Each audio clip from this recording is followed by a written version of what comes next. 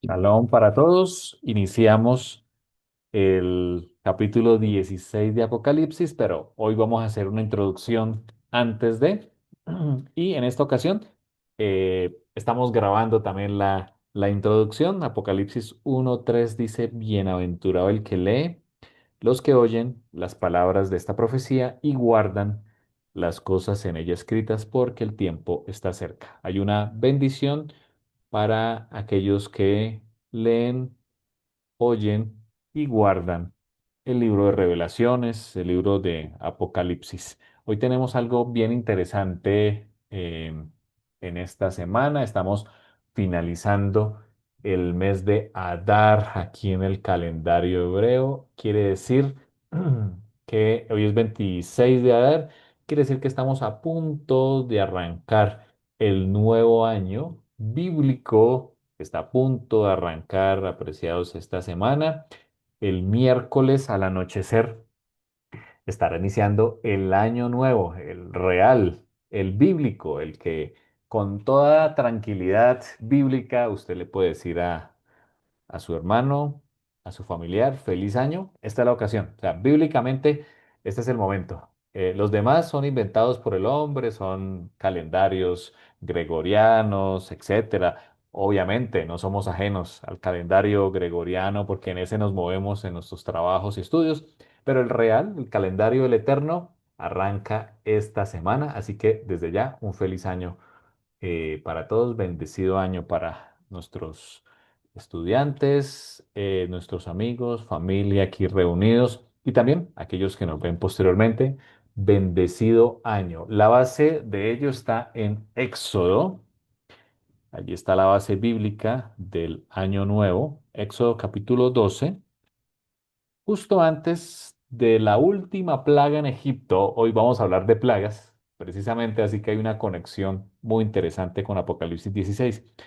Éxodo 12:2 dice, hablad a toda la congregación de Israel diciendo, este mes será para ustedes el primero de los meses, el mes principal del año. Así que no estamos hablando de cualquier fecha, es un mes principal, es el primero de los meses del año. Y ahí, a partir del mes primero, se desprende las fiestas de primavera, arrancando con la fiesta de Pesaj, que caerá el 1 de abril. Primero de abril es em, 14 de Nisan al atardecer, es la fiesta de Pesach, día en que Israel, ese día al anochecer, o sea, el día 15, Israel salió de Egipto lleno de riquezas, el Eterno los libró de Egipto, así que es una fecha muy importante. Nuestro pueblo obtuvo la liberación. Pero en el Mesías Yeshua, nosotros, quienes creemos en él, tenemos doble propósito ese día.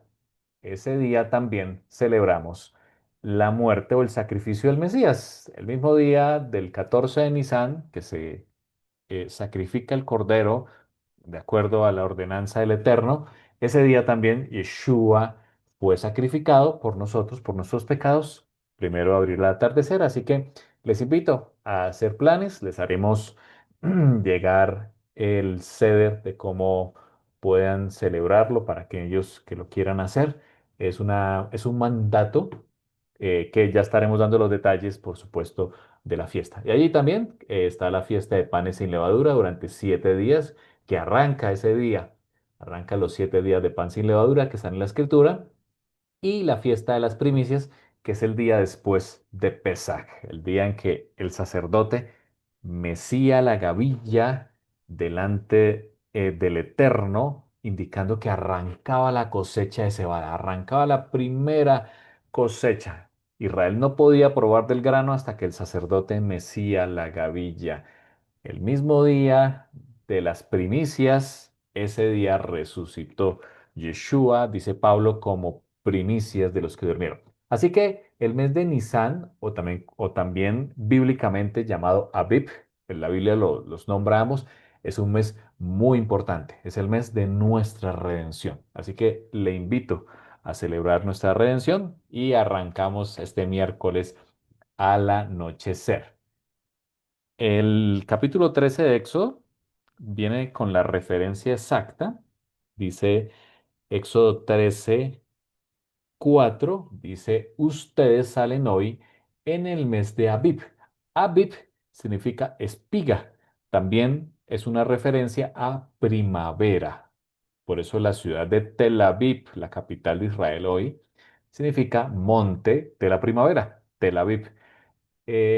Precisamente porque el mes de Aviv, como ven acá en el calendario, da inicio a la primavera. De hecho, esta semana vamos a tener el equinoccio de primavera, ya arranca oficialmente la primavera y el año nuevo arranca con la primavera. Venimos de unos meses oscuros donde en rituales antiguos, paganos, eh, eh, se quiso colocar el año nuevo en esa oscuridad, pero realmente el año nuevo bíblico arranca cuando finaliza el invierno, cuando arranca la primavera, de acuerdo a la escritura.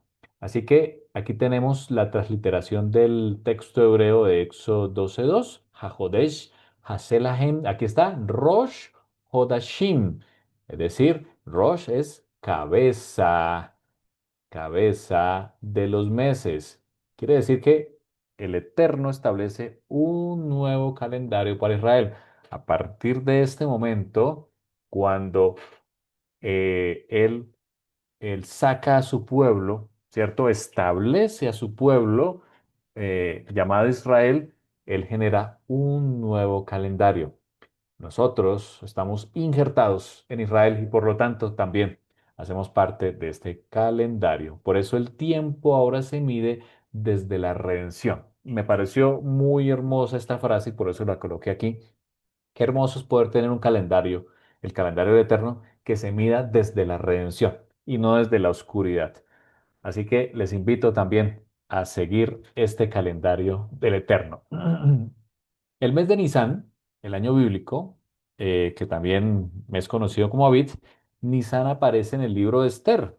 que Estuvimos estudiando hace poco por la fiesta de Purim. En el libro de Esther, el capítulo 3, versículo 7. Voy a leerlo aquí. Ahí también lo puede buscar en sus Biblias. Voy a buscarlo en la versión, nueva versión internacional en este momento. Libro de Esther, capítulo 3 versículo 7. Allí está la referencia. El nombre Nisan fue el nombre posterior que se le dio a este mes. Inicialmente se le conocía como Abib, hoy también se le conoce como Abib. El nombre Nisan, después del cautiverio babilonio, se le dio ese nombre, que también es conocido hoy en día. Dice para determinar el día del mes se echó el pur, ahí está la palabra suerte, es decir, suerte, en presencia de Amán. En el mes primero, que es el mes de, perdón, el mes de Nisan. Así que el mes en que fue echada el pur, la suerte sobre eh, la muerte del pueblo de Israel, eh, fue precisamente en este mes, pero en este mes fue hecha la liberación. Así que el significado espiritual, Nisan es el mes de liberación, es el mes donde nuestro pueblo Israel sale de Egipto después de los golpes, de las plagas. Durante 7 días está caminando hasta el Mar Rojo o el Mar de Cañas. El Mar de Cañas, el mar se abre en el día 7 después de la salida. Por eso el día séptimo después de Pesach también es un día festivo, es un Shabbat de acuerdo a la escritura. Entonces hay liberación, hay redención y es el inicio de la historia de Israel como nación. Así que, ¿qué otra fecha tan importante como este mes de Nisan que nos habla acerca de liberación y de una historia como nación, como pueblo? Aquí tenemos eventos claves como el primer Pesach, que fue hecho allí en el mes de Abib o Nisan, fiesta que hoy celebramos, la salida de Egipto y el comienzo del Éxodo. Hay un patrón del año bíblico que vamos a comparar con Apocalipsis 16. El año bíblico comienza con juicio sobre Egipto. Así es, Egipto viene de un periodo de plagas justo antes, inclusive durante el año nuevo, y viene después, a partir del día 14, al atardecer, la liberación del pueblo de Dios. De acuerdo a Éxodo 7:12, el patrón profético es: en Egipto hay plagas, hay juicios sobre dioses y hay un faraón derrotado. De acuerdo a la escritura, también en esta fecha, para el mes de Aviv, hay redención, hay liberación, hay victoria de Dios y hay un Israel libre. Este patrón, apreciados, aparece nuevamente en el libro de Apocalipsis, en el capítulo 16. Quiere decir que habrá también un último éxodo, así como se tuvo un éxodo hace muchos años con la liberación de nuestro pueblo y la celebración del Pesach, las primicias y los panes sin levadura, habrá también un último éxodo. Los profetas anunciaron que lo habría. De hecho, Jeremías capítulo 16, voy a leerlo en Nueva Versión Internacional. Jeremías 16, versículo 14 y 15. Aquí igual está en pantalla. Por eso afirma el Señor: vienen días en que ya no se dirá, vive el Señor que sacó a Israel de Egipto. Interesante la profecía de Jeremías. Vienen días donde ya no se dirá, vive el Señor que sacó a Israel de Egipto. Esta frase, vive el Señor que sacó a Israel de Egipto, una frase hebrea muy utilizada en aquel momento. El Señor que sacó a Israel de Egipto. Sino, dice Jeremías, habrá una nueva frase. Vive el Señor que los hizo subir del país del norte, que los trajo, ¿cierto? Que hizo la liberación. Por supuesto, eso apunta a la liberación. Sigue diciendo aquí el versículo 15: tan cierto como que vive el Señor, quien hizo salir a los israelitas de la tierra del norte y de todos los países donde los había expulsado. Muy interesante. Aquí está hablando de un arrebatamiento. Yo los haré volver a su tierra, la que di, la que antes di a sus antepasados. Así que esto apunta a una redención final que Apocalipsis describe con las copas del juicio en el capítulo 16. Dice Apocalipsis 16:1, y así arranca nuestro mensaje de hoy: vayan y derramen sobre la tierra las 7 copas de la ira de Dios. Ya hemos hablado de la palabra copa, que es un tazón ancho y poco profundo, es decir, que es muy fácil que se derrame. Muy fácilmente se derrama una copa que es ancha y poco profunda. Bueno, así es la ira de Dios, así se compara la ira de Dios para este momento. Noten el patrón importante, apreciados. Aquí hemos hablado de una gran tribulación que precede a este evento, la gran tribulación de los 3 años y medio. Esos 3 años y medio es una tribulación por parte del hombre, del sistema, de la bestia y el falso profeta, por supuesto, manejados por el demonio, el Hasatán. Habrá una gran tribulación sobre los hombres, de la cual el Señor quiere librarnos. Ya lo vimos en Apocalipsis 12. Pero después de este evento, justo antes de la liberación, recuerden que así como en Egipto, las plagas preceden a la liberación. De hecho, la última plaga coincide con la liberación de Israel de Egipto. Por eso celebramos Pesach. En el tiempo final también las plagas van a ser el escenario justo antes de la venida del Mesías, a quien esperamos todos. Así que esta palabra ira de Dios ya no es la gran tribulación que provocan los hombres sobre el pueblo de Dios, es la ira de Dios que viene desde el cielo sobre aquellos que persiguen a su pueblo. Así como las plagas prepararon la liberación de Israel, las copas preparan el establecimiento del reino de Dios. Venimos de 7 sellos. Recuerden que los sellos se van destapando, se van abriendo uno a uno y van anunciando quién está al control, quién es el que tiene en su mano el rollo, que es el Cordero. Recuerden que el Cordero los recibe de la mano del Todopoderoso. Él es el dueño de esta tierra y de nosotros, y los sellos van revelando el conflicto. Luego vienen las siete trompetas, que es el anuncio. Las trompetas, como su nombre lo indica, y como lo hemos estudiado y el significado hebreo, es el anuncio de lo que viene por delante. Las copas ya es la ira, ya es la ejecución del juicio del Eterno. Así que tenemos Apocalipsis 16, vamos allí, capítulo 1. Oí, dice Juan, una voz potente que provenía del templo y decía a los siete ángeles, vayan y derramen sobre la tierra las siete copas de la ira de Dios.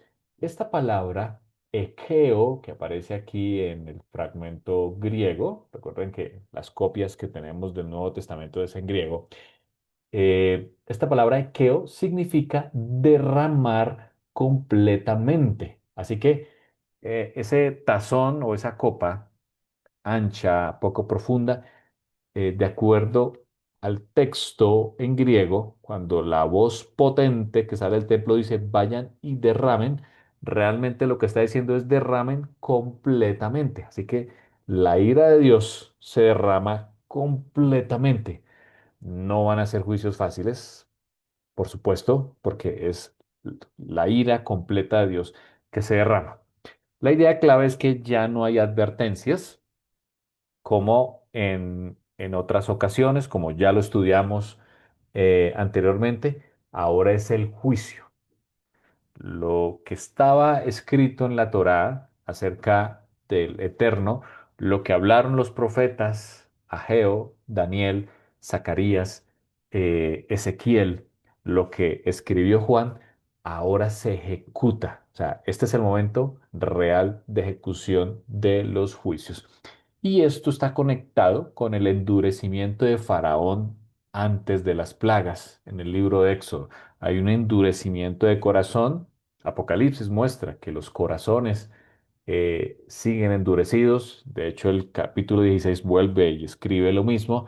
Hay una conexión entre el Éxodo 7 al 12 con Apocalipsis 16. Y la primera, dice el versículo 2, que fue el primero de los ángeles.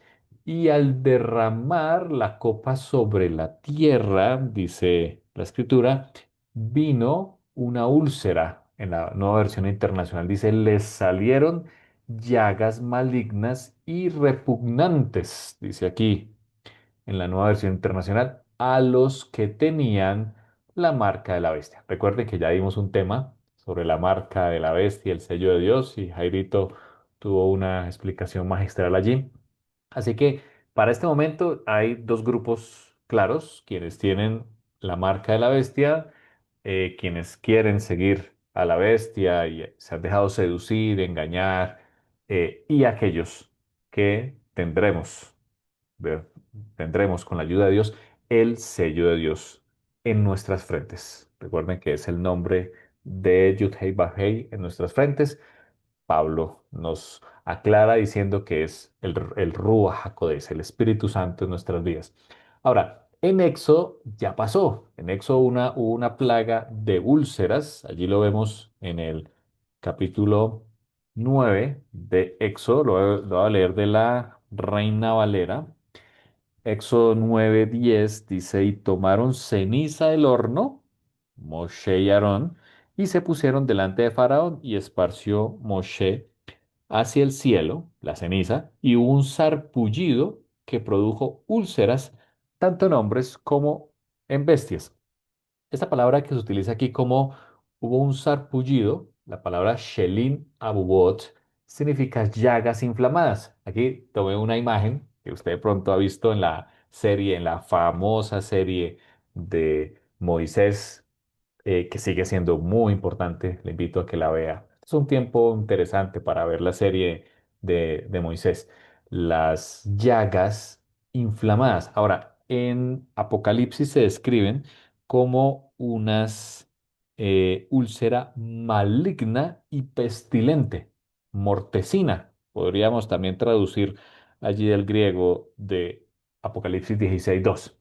Aquí, por supuesto, afectan a quienes tienen la marca de la bestia eh, y están en el sistema de la bestia. Segunda copa, versículo 3, el segundo ángel derramó su copa. Recuerden que se derrama completamente. El juicio es completo. Ya no es a la tercera parte de los ríos, del mar, como en las trompetas que tienen un significado espiritual que ya explicamos. Aquí el juicio es completo. El segundo ángel derramó su copa sobre el mar y éste se convirtió en sangre como de muerto, dice aquí en el griego. Esta palabra, esta frase, sangre como de muerto, también se puede traducir como sangre de cadáver. O sea, totalmente mortecino. A tal punto dice el versículo 3 que murió todo ser vivo que había en el mar. O sea, todos los seres vivos del mar murieron. Por supuesto, es más severo que la trompeta del capítulo 8, la advertencia que se hace sobre la tercera parte, y por supuesto es un paralelo con Éxodo, capítulo 7, versículo 20, que fue la primera plaga, donde el Eterno le dijo a Moshe, toma tu vara y extiende tu mano sobre las aguas de Egipto, ríos, arroyos, estanques y sobre todo sus depósitos de aguas para que se conviertan en sangre y haya sangre por toda la región de Egipto, así en los vasos de madera como en los de piedra. Todo se convirtió en sangre en Egipto. Aquí dice la escritura que el segundo ángel también derramó su copa sobre el mar y muere todo ser vivo que hay en el mar. Una plaga terrible. Esta va a ser una plaga muy terrible. Mm, así como en Egipto, de acuerdo al hebreo, todas las aguas se convirtieron en sangre, también el segundo ángel dice que el mar se convirtió en sangre como de cadáver, una terrible plaga, y está conectada con la tercera. El tercer ángel derramó su copa. eh, Versículo 4 sobre los ríos y las fuentes de las aguas. Primero fue el mar, en la segunda, el tercer ángel derrama su copa completamente sobre los ríos y las fuentes de las aguas, y éstas se convierten en sangre. Y oí al ángel de las aguas que decía, fíjense las palabras del ángel, justo eres tú, oh Adonai, dice el ángel. Dice, el que eras el santo, porque has juzgado estas cosas. Sigue diciendo, por cuanto derramaron la sangre de los santos y de los profetas, que tienen un juicio contra los que derramaron la sangre de los santos, del pueblo y de los profetas, también tú les has dado a beber sangre, pues lo merecen. Versículo 7. También oía otro ángel que decía desde el altar, ciertamente, Señor Dios Todopoderoso, tus juicios son verdaderos y son justos. Así que aquí hay algo interesante en el griego, dikaois, significa justo eres. El juicio es justicia divina, no venganza propiamente. El Eterno dice la Escritura, que viene a pagar a cada uno de acuerdo a su obra. Aquí hay un juicio que es justicia divina sobre aquellos que han derramado sangre de los santos, sangre de los profetas. El Eterno, aquí en este caso, convierte estos ríos y dice, y las fuentes de las aguas en sangre. Les ha dado a beber lo mismo que ellos derramaron, que fue sangre, les da a beber lo mismo. Aquí el principio bíblico es la justicia retributiva, lo que también aparece en Génesis. Vamos a leerlo. Génesis capítulo 9, versículo 3. Voy a leerlo aquí en Reina Valera. 9:6. El que derramare sangre de hombre, esto es en ocasión del pacto de Dios con Noaj después del diluvio, el que derramare sangre de hombre, por el hombre su sangre será derramada, porque a imagen de Dios es hecho el hombre. Fíjense lo que dice aquí la Torá, el que derramare sangre de hombre, por el hombre su sangre será derramada. Es justicia divina lo que el Eterno está haciendo aquí. Así que podemos decir que así como se derramó tanta sangre durante la historia contra el pueblo de Dios, el Eterno también convierte o les retribuye ríos y fuentes en sangre. Siguiente copa, vamos para la cuarta, versículo 8. El cuarto ángel derramó su copa sobre el sol, al cual fue dado, dice la escritura, o se le permitió al sol quemar a la gente con fuego. Aquí la palabra hebrea para sol es shemesh. Dice el versículo 9, los hombres se quemaron con el gran calor. Fíjense que la misma actitud de Faraón. Faraón, su corazón se endureció. Por supuesto, el Eterno permitió que su corazón se endureciera. Aquí también dice que los hombres blasfemaron el nombre de Elohim. Es decir, a causa de esta plaga terrible eh, que se le permitió al sol quemar a la gente. No, no me imagino esa plaga tan fuerte, ¿no? Que el sol aumente su temperatura y a tal punto que queme con su calor a los hombres. Los hombres blasfemaron el nombre de Dios. Dice el nombre de Dios que tiene poder sobre estas plagas y no se arrepintieron para darle gloria. Aquí hay algo interesante donde el escritor, donde Juan hace allí un paréntesis y dice, a pesar de estas plagas, los hombres no se arrepintieron, blasfemaron en contra de Elohim. Ya su sentencia estaba hecha. Recordemos que en Egipto, vamos a hacer un repaso de las plagas de Egipto. Quiero que me acompañe para que veamos el contexto de lo que estamos diciendo aquí. En Egipto, el Eterno empezó con la plaga de las aguas con sangre, fue la primera. Los magos o los sacerdotes de los sacerdotes del faraón pudieron hacer lo mismo, pudieron convertir las aguas en sangre, luego vinieron las ranas, los sacerdotes pudieron hacer lo mismo, así que el faraón estaba tranquilo, mis hechiceros hacen lo mismo. Cuando vienen los piojos, ojo aquí, los hechiceros no pudieron hacer lo mismo. Versículo 19 del capítulo 8 de Éxodo. Entonces los hechiceros dijeron a Faraón, como no pudieron hacer lo mismo, dedo de Dios es este. Los hechiceros reconocieron a partir de la tercera plaga que el dedo no era cualquiera, era el dedo de Dios. Pero dice la escritura que el corazón de Faraón se endureció, muy parecido a lo que pasa aquí. A pesar de que ya era evidente que era el dedo de Dios, a partir de la tercera plaga, en las dos primeras ellos pudieron hacer lo mismo, pero en la tercera era el dedo de Dios. De hecho, a partir de allí ya los hechiceros no pudieron hacer lo mismo de los hechos poderosos del Eterno. Fíjense que cuando llega la plaga de las tinieblas, el corazón del faraón está totalmente endurecido y Moshe lo sabe. Moshe lo sabe, por eso Moshe le dice, no, de acuerdo, no volverás a ver mi rostro, como se lo dijo Faraón, porque ya sabía Moshe que el corazón de Faraón estaba endurecido a tal punto que no había arrepentimiento en él. Lo mismo estamos viendo aquí en estas plagas. Recordemos que a partir del capítulo 15, como ya lo hemos explicado y Jairito también nos ha ilustrado muy bien, a partir del capítulo 15 el santuario se llena de humo, ya lo vimos, capítulos eh, 14 y 15, donde ya aparece la tierra cegada, donde el santuario se llena de humo y sabemos que allí finaliza la intercesión. Por eso vemos la actitud de estas personas que reciben las plagas igual a la del faraón. Ahí se cumple lo que dice el versículo, el que sigue haciendo bueno, el que es bueno sigue haciendo lo bueno, el que es malo sigue haciendo lo malo. Así que cada uno sigue con su pensamiento.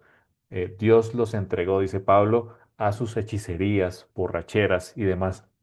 Aquí también estamos viendo lo mismo en las copas, donde estas personas están con un corazón totalmente enceguecido por causa de lo que están viviendo y su respuesta a las plagas es blasfemar el nombre del Eterno, como lo vemos aquí en el versículo 9 de Apocalipsis 16, y no se arrepintieron para darle gloria. Llega la quinta copa, y con esta vamos a finalizar la primera parte hoy. La quinta copa es muy interesante y está totalmente conectada con el Éxodo, que son las tinieblas sobre la tierra. Versículo 10 de Apocalipsis 16. El quinto ángel derramó su copa sobre el trono de la bestia y su reino se cubrió de tinieblas. Muy interesante lo que dice aquí. Su reino se cubrió de tinieblas y mordían de dolor sus lenguas. Interesante, del dolor, de la oscuridad terrible que había, mordían de dolor sus lenguas. Fíjese el versículo 11 del capítulo 16. Blasfemaron. Nuevamente, así como el faraón, su corazón se endurecía a tal punto que no hubo remedio. Ellos, aquí también vemos que los hombres blasfemaron contra el Dios del cielo por sus dolores y por sus úlceras. Interesante, la úlcera, la primera plaga, sigue presente. Es decir, las plagas van en aumento, no como en Egipto, que pasaba una y llegaba la otra. Aquí, de acuerdo a este versículo, las plagas están presentes. Llega una plaga y encima de esa plaga llega otra plaga. No será fácil esos momentos, apreciados, no serán fáciles. Dice la escritura que blasfemaron contra el Dios del cielo por sus dolores y por sus úlceras y no, nuevamente lo dice, no se arrepintieron de sus obras. Eso está conectado con la novena plaga, justo la penúltima plaga de Egipto antes de la liberación. Esta quinta plaga está totalmente conectada allí con Éxodo capítulo 10 versículo 21. Dijo Adonai a Moshe, extiende tu mano hacia el cielo para que haya tinieblas sobre la tierra, perdón, sobre la tierra de Egipto. Aquí, en esta plaga, las tinieblas son contra el reino de la bestia. Muy interesante. Es un paralelo perfecto. Allí fue sobre todo Egipto, donde era el reino opresor de Israel, el reino opresor de Israel. Por supuesto que la última plaga que cae sobre el reino que oprime a Israel en Apocalipsis 16 también será sobre todo el reino que oprime a Israel. Y extendió Moshe su mano hacia el cielo y hubo densas tinieblas sobre toda la tierra de Egipto por 3 días. Eso sucedió en Egipto. Ninguno vio a su prójimo, ni nadie se levantó de su lugar en 3 días de la oscuridad. Mas todos los hijos de Israel tenían luz. Aquí hay un aspecto espiritual. Mientras este reino está en tinieblas, físicamente estuvo en tinieblas, físicamente lo estará. En Israel hubo luz, así como en el pueblo de Israel moderno habrá luz. Mientras unos están en tinieblas espirituales, otros estaremos en luz. Si tenemos al Mesías Yeshua que dijo, yo soy la luz, estaremos en la luz. Aquí, fíjense que el faraón trata de evitar esta plaga. Faraón hizo llamar a Moshe y dijo, id, servid a Adonai, solamente queden vuestras ovejas, vuestras vacas, vayan también vuestros niños con vosotros. Moshe respondió, tú también nos darás sacrificios y holocaustos que sacrifiquemos para Adonai vuestro Dios. Nuestros ganados irán también con nosotros, no quedará ni una pezuña, porque de ellos hemos de tomar para servir a Adonai nuestro Dios. Y no sabemos, dijo Moshe, con qué hemos de servir a Adonai hasta que lleguemos allá. Pero Adonai endureció el corazón de Faraón y no quiso dejarlos ir. Y le dijo Faraón, retírate de mí. Aquí está la última vez que se vieron. Guárdate que no veas más mi rostro, porque en cualquier día que vieres mi rostro, morirás. Moshe respondió, bien has dicho, no veré más tu rostro. Esta plaga, que es Hodesh o Hosesh, significa oscuridad profunda. O sea, lo que hubo en Israel, en Egipto en aquel momento, fue una oscuridad que inclusive dice el versículo 21 que se podía palpar. Era tan gruesa que se podía palpar. Esto simboliza para nuestros días, en la quinta copa del fin del tiempo, un colapso del sistema de la bestia o un caos político y espiritual. Ahora, vamos más a fondo en esta plaga, donde el versículo dice que se derrama sobre el trono de la bestia y todo su reino se cubre de tinieblas. ¿Existe otro lugar en Apocalipsis llamado el trono de la bestia o el trono de Satanás? Sí, la respuesta es sí. Y está en el mensaje a Pérgamo que ya vimos anteriormente. En el mensaje a Pérgamo, allí en Apocalipsis 2, capítulo 13, el Eterno a través de la carta a Pérgamo le dice, conozco tus obras, iglesia de Pérgamo, conozco tus obras. Pérgamo está ubicado aquí en lo que hoy es Turquía. Ahí está ubicado Pérgamo. Sé dónde moras. ¿Dónde está el trono de Hasatán? Aquí hay una advertencia del Eterno que le dice, sé dónde vives, dónde está el trono de Satanás. Sigue diciendo, pero retienes mi nombre, no has negado mi fe, ni aun en los días de Antipas, mi testigo fiel, que fue muerto entre vosotros. Ahora, esto ha llevado a muchos a intérpretes a pensar que Apocalipsis conecta el poder satánico con esa región. De hecho, tiene mucho que ver con lo que hemos hablado del imperio greco-sirio, los seleucidas que reinaron en esta región del Asia Menor en aquel momento, que fueron los que hicieron la apostasía en Israel, los que pusieron su dios Zeus en el lugar santo, donde Yeshua dijo, cuando vean esto, esta apostasía, huyan todos.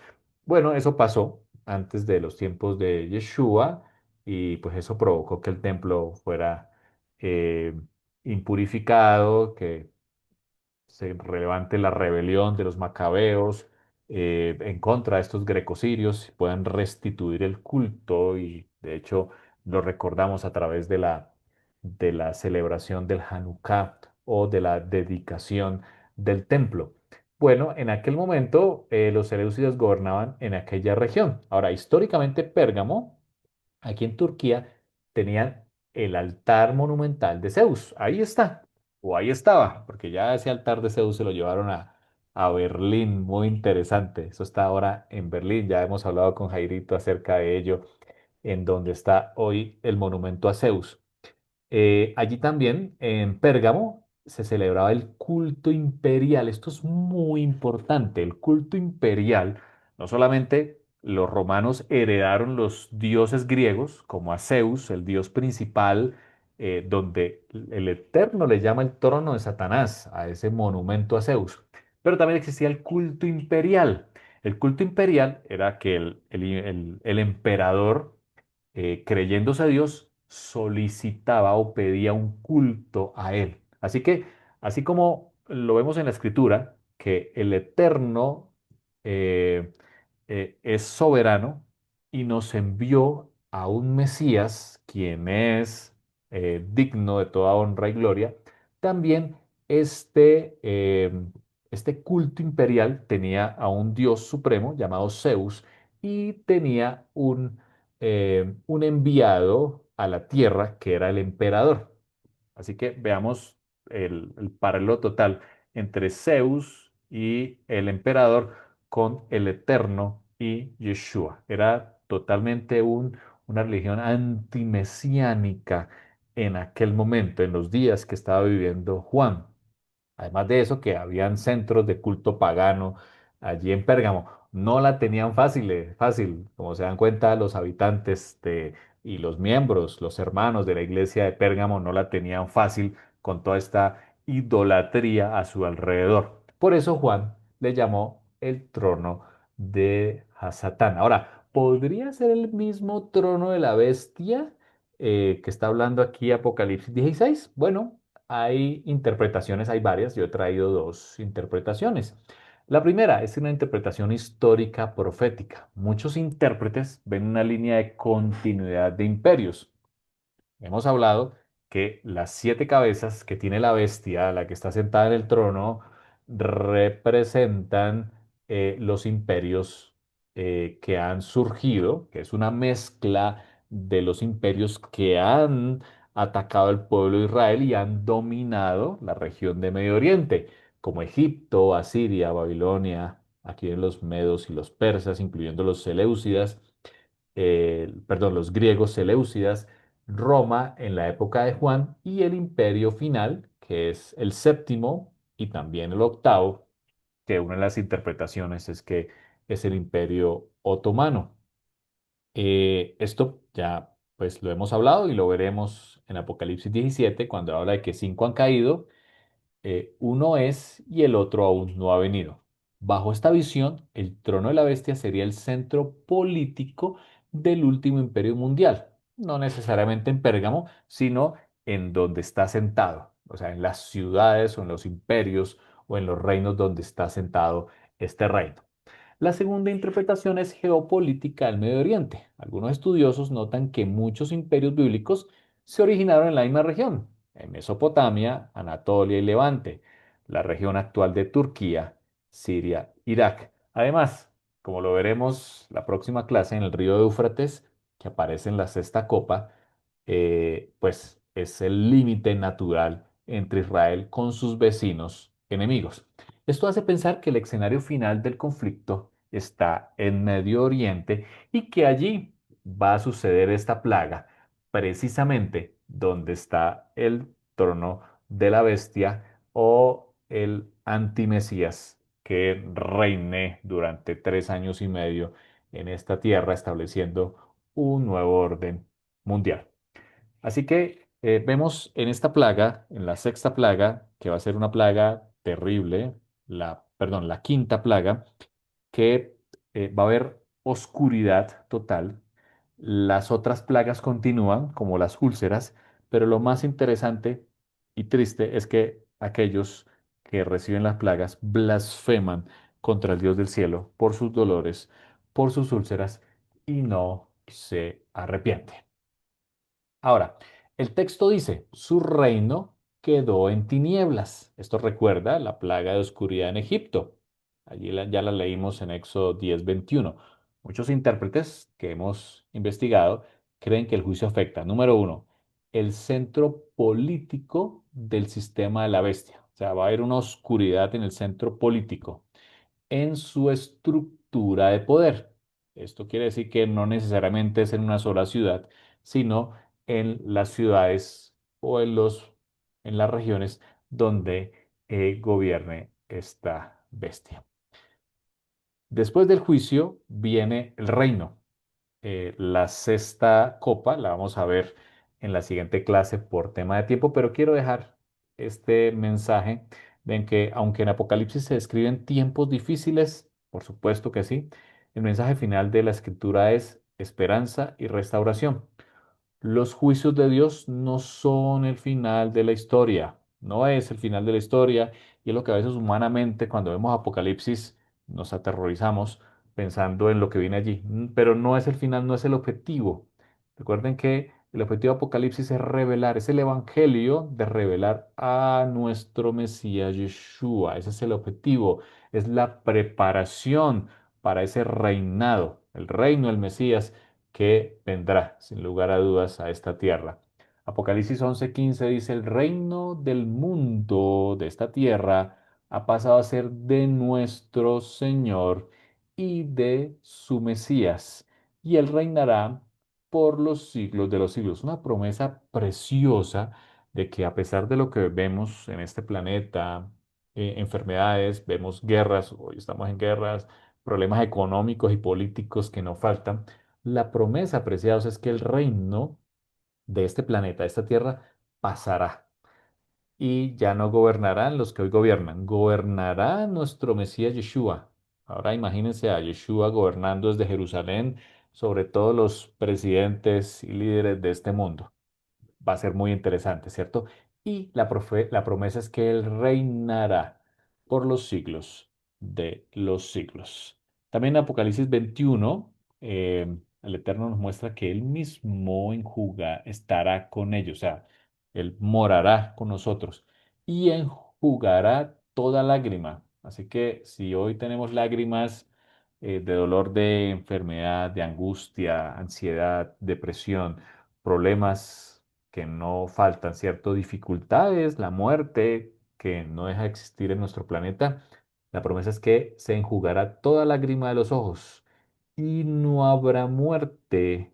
Esta es la promesa del Señor, no habrá muerte, ni llanto y ni dolor. O sea que si hoy tenemos dolores, eh, tenemos la esperanza de que en ese momento, cuando el Mesías reine sobre esta tierra, ya no habrá ni muerte, ni habrá llanto, ni dolor. Creo que esas tres cosas van a quitar muchos de nuestros problemas, nos van a dar felicidad, que es el propósito por el cual el Eterno nos colocó en esta tierra. Vamos a orar para finalizar este mensaje. Te damos gracias, Padre, por tu bendición.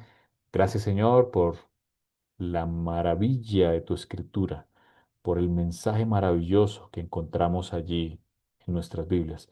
Te alabamos, Señor, bendecimos tu nombre, ponemos nuestras vidas en tus manos, sabiendo que tú tienes el control de que tus juicios que vemos, que leemos, son justos y que vendrás para juzgar, pero también, Señor, para quitar el dolor, la muerte y el llanto. Anhelamos, Señor, cuando los reinos de este mundo pasen a ser de nuestro Señor, el Mesías Yeshua, quien reine con autoridad por los siglos de los siglos.